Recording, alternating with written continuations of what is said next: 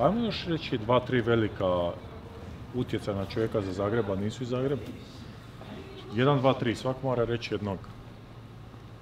Penkala.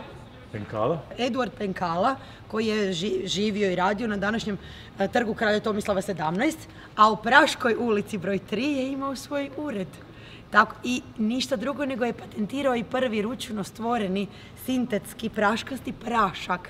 Pa se ja šalim da praška ima veze s praškom, ali ne ovim praškom, nego onim od Penkale. Zašto? On je bio kemičar po struci.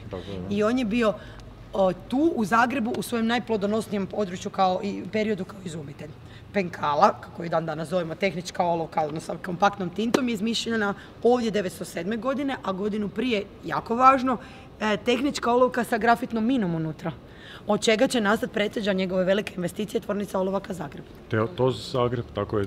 Na Črnomercu kod tebe, tamo negdje. I između ostalog je on bio zaista jako veliki zaljubljenik u Zagreb i svašta je od izuma tu htio isto.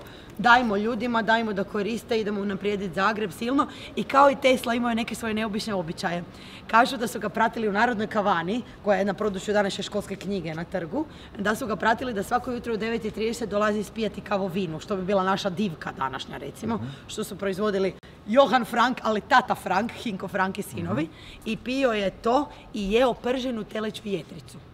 9:30 ujutro, ekipa probajte, možda izmislite neku 9:30 ujutro, kavovina, znači ajmo reći bijelu kavu, spremite, spržite si teleću jetricu i možda izmislimo neku novu penkalu.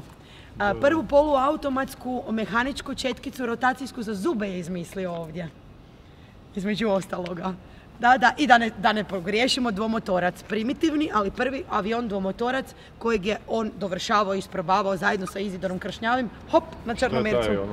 Gdje je kraj? Jako je u Zagrebu nastala jedna čudna sinergija, znači nakon potresa se doselilo toliko puno poduzetnika, izumitelja, ljudi koji su Zagreb voljeli kao da su tu ne rođeni, nego da im je plava krv teče kroz vene, što mi kažemo ovdje. Čovjek koji je donio Zagrebu puno, a nije iz Zagreba? Je li to Arsen Dedić? Bravo, sjajno, pužali smo se. Ja imam jednoga, moram ga reći. Odmah. Dražen. Ha, klanjamo se. Iza Lelića. Klanjamo se.